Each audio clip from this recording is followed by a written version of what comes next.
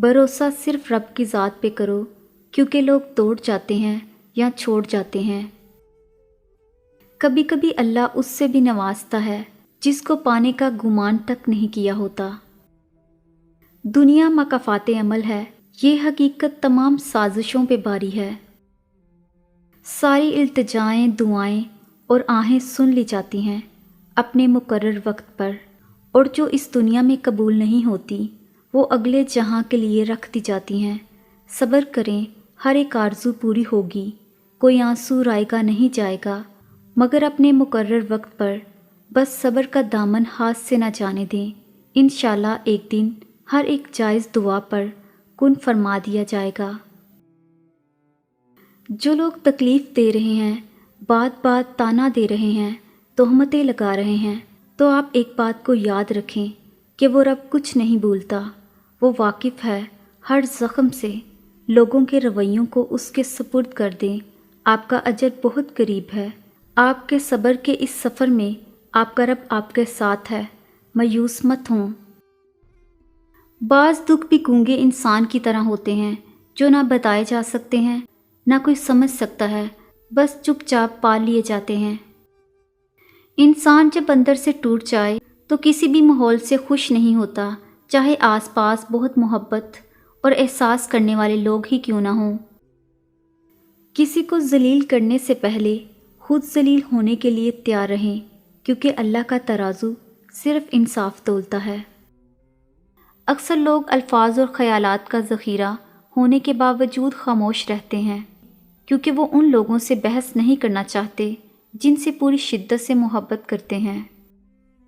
دل کی نرمی اور رحم دلی بھی رب کا ایک انعام ہے، جسے یہ مل جائے اسے رب کی رحمت مل جاتی ہے۔ یہ بات معنی نہیں رکھتی کہ آپ کتنی زبانیں سمجھ سکتے ہو، صرف دلوں کو سمجھنا ہی آپ کو اہم بناتا ہے۔ یہ وقت آزمائش کا ہے، تمہاری آنکھیں راتوں کو گلی ہوں گی، دل ہزار بار ٹوٹے گا، صبر آزمایا جائے گا، امتحان میں ڈالا جائے گا، لیکن یہ وقت بھی گزر جائے گا۔ ہر مشکل کے ساتھ آسانی ہے، تو یہ مشکل تھوڑی ہی باقی رہ گئی ہے۔ پیارے دنوں کا انتظار بس ختم ہونے ہی والا ہے، جہاں اللہ ہوگا تمہارے ساتھ۔ جس تکلیف سے گزر کر تم یہاں تک پہنچے ہو، جو بے سکونی اب تک تمہاری روح میں اتری ہوئی ہے، عنقریب اس بے سکونی کے بعد اللہ تمہیں ایسا سکون دے گا، تم بھول جاؤ گے کہ بے چینی کبھی تمہاری روح کا حصہ تھی۔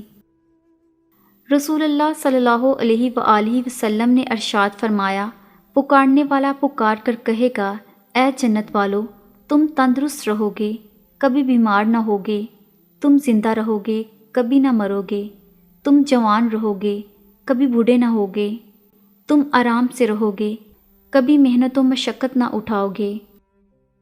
حضرت علی رضی اللہ عنہ نے فرمایا، انسان زندگی میں مایوس ہو تو کامیابی بھی ناکامی نظر آتی ہے۔ جب تم سکون کی کمی محسوس کرو تو توبہ کرو، کیونکہ انسان کے گناہ اسے بے چین رکھتے ہیں۔ اگر تمہارے پاس عورت کو عزت دینے کے لیے اور کوئی وجہ نہ ہو، ساری دلیلیں مان پڑ جائیں، تو صرف اتنا سوچ لینا، جس نبی سے محبت کا دم بڑھتے ہو، ان کو سب سے پہلے تسلی اور حوصلہ دینے والی عورت ذات ہی تھی۔ کسی رشتے کو کتنی ہی محبت سے باندھا گیا ہو، اگر عزت اور لحاظ چلا جائے تو محبت بھی چلی جاتی ہے۔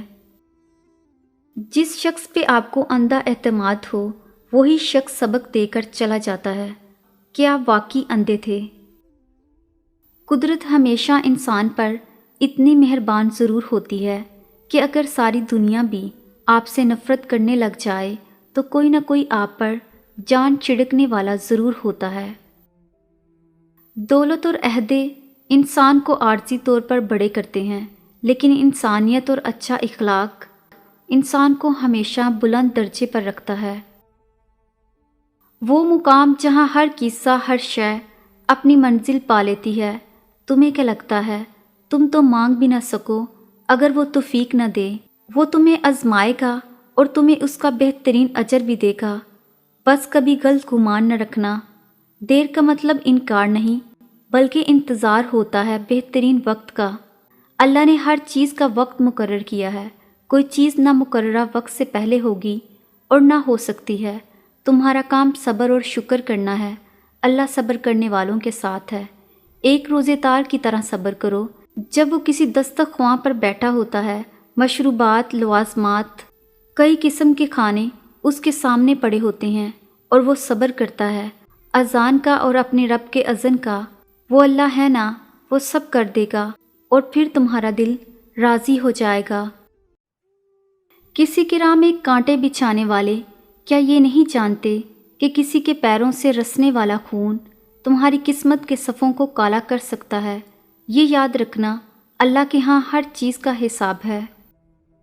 سنو، کچھ لوگ ہمیں اتنی شدت سے اپنی چاہت کا احساس دلاتے ہیں کہ ہم دنیا کی تمام چاہتوں سے کنارہ کش ہو کر ایک بے انتہا چاہت کے احساس میں جینے لگتے ہیں، لیکن دراصل وہ لوگ اپنی تنہائی اور ضرورتوں کی تسکین کے لیے انتہائی توجہ کے متلاشی ہوتے ہیں۔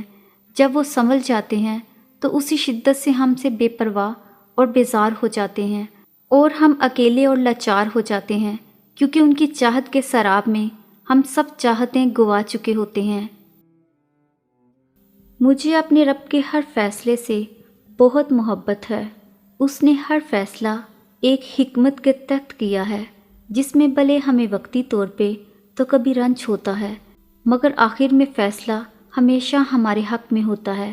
قرآن میں ہے کہ رب اپنے بندے پہ کبھی ظلم نہیں کرتا۔ اس بات کو پڑھ کے دلی سکون ملتا ہے۔ ہر وہ شخص جو دوسرے کو تکلیف دیتا ہے، بدلے میں اسے بھی اسی تکلیف کا سامنا ہوتا ہے۔ مجھے رب کی اس صفت سے محبت ہے، اسے ہی تو مکافات عمل کہتے ہیں۔ بے شک رب اپنے بندوں پہ نہ ظلم کرتا ہے اور نہ ہی کرنے دیتا ہے۔ ہم تب اللہ سے رجوع کرتے ہیں جب دنیا ہمیں رد کر چکی ہوتی ہے۔ تمام دروازوں سے دتکارے جانے کے بعد ہم اللہ کے در پر دستک دیتے ہیں۔ ہماری اولین ترجیح ہمیشہ دنیا ہوتی ہے، اور حیرت کی بات یہ ہے کہ ہم ذرا بھی شرمندہ نہیں ہوتے۔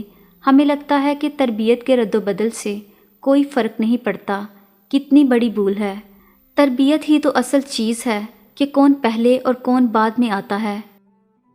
برداشت کرنا بزدلی نہیں بلکہ زندگی کا ایک اہم اصول ہے۔ جس شخص کے پاس قوت برداشت ہے وہ کبھی ہار نہیں سکتا۔ دنیا میں کسی بھی حوالے سے کسی دوسرے کی محتاجی بدترین اذیت ہوتی ہے۔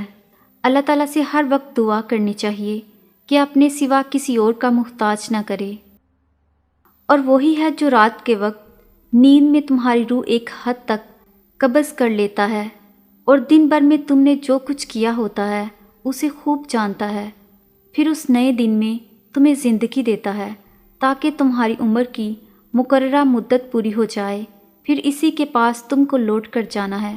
اس وقت وہ تمہیں بتائے گا کہ تم کیا کیا کرتے تھے۔ ایمان دل میں ایک سفید نقطے کی طرح ظاہر ہوتا ہے، پھر جتنا ایمان بڑھتا ہے وہ نقطہ بھی بڑھتا جاتا ہے۔ جب ایمان مکمل ہوتا ہے تو وہ نقطہ سفید نورانی پورے دل و دماغ پر چھا جاتا ہے۔ فجر کا ایک ایسا لمحہ جب ایک محبوب اپنے محبوب سے سجدے میں جھک کر ملاقات کرتا ہے، یہ وہ لمحہ ہے جب عرش اور فرش میں کوئی فاصلہ باقی نہیں رہتا، نہ آنسوؤں پہ کوئی اختیار ہوتا، نہ دل پہ۔ محبت اپنے جوش پہ ہوتی ہے۔ آنکھوں سے جب آنسو گرنا شروع ہوتے ہیں تو عرش سے ایک آواز آتی ہے، اے میرے محبوب بندے، مانگ تو کیا مانگتا ہے، بول تو کیا چاہتا ہے۔ بس الفاظ نکلتے ہی عرش سے صدا آتی ہے کن کی،